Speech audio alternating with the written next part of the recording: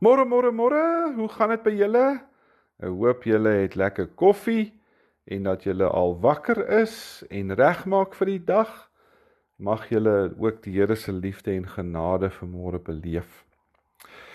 Vanmôre wil ek saam met julle lees uit Matteus 26 en hier in die einde van die hoofstuk lees ons waar Petrus dan nou vir Jesus verloon.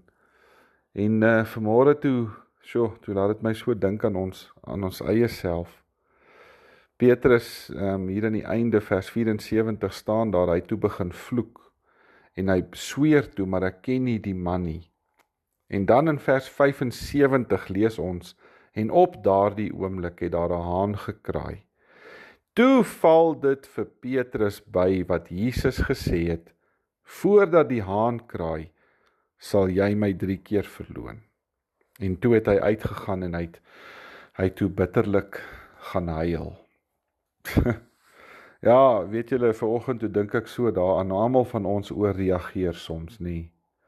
Iemand sê of doen iets wat 'n teerpunt in ons raak, en dan het ons sommer een of ander buitensporige reaksie daarop.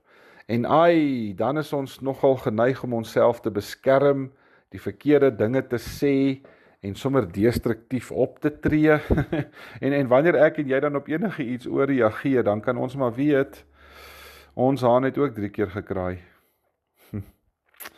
Iets het ons bewus gemaak van ons eie swakheid, ons verkeerd wees, of die skade weer wat ons almal so wegsteek in ons. En dis mos nou een keer mos nie lekker om jou eie broosheid of jou eie skeef wees wie jy regtig is, om dit nou regtig reguit in die oë te kyk nie. En wanneer ons dit dan egter saam met die Gees kan doen, dan sal ons vind dat die lig nie alleen in die donker vir ons kom uitwys nie, maar dat hy ons ook weer help om die lig te soek en die lig te volg. En dis dan wanneer ons weer op 'n ander manier nuut en suiwer word. Wyse mense is mense wat die moed het om hulle self keer op keer na die lig toe te draai en te vra, Here, wat moet ek hieruit leer? En is vanmôre weer daai besef van Petrus wat die oomblik toe die haan kraai, daai besef bring, maar ek was vals gewees. Nee, dit is wanneer die lig op 'n mens val, wat die oomblikke in jou lewe kom, wat jy regtig maar net weer moet erken, dat ek en jy mens is, en dat ons nie perfek is nie, en dat ons na die lig toe moet gaan, dat ons uit ons donker kante moet klim, sodat ons in God se lig kan kom beweeg. En dan moet ons onsself vra, Here, wat moet ons hieruit leer? En omdat die lig hulle ware self van ons uitwys, dan lewe ons mos anders. Want lig maak jou eerlik, dit maak jou suiwer, dit maak jou heiliger. So om jouself voor God te plaas, verg nogal baie moed. Maar weet julle, dit is nodig, want dis die plek waar jou en my siel skoon word en suiwer word. Dis die plek waar ons vrede vind.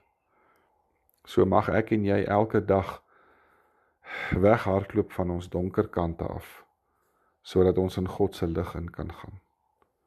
Kom ons maak ons oë toe, dan bid ons. Here Jesus, vanmôre kom staan ek weer onder u lig. Kom wys my aan myself, sodat ek na u toe kan draai. In Jesus se naam. Amen. Dankie vir julle almal en ek hoop julle geniet hierdie dag. Dan praat ons môre vir oulaas vir die week. Totsiens.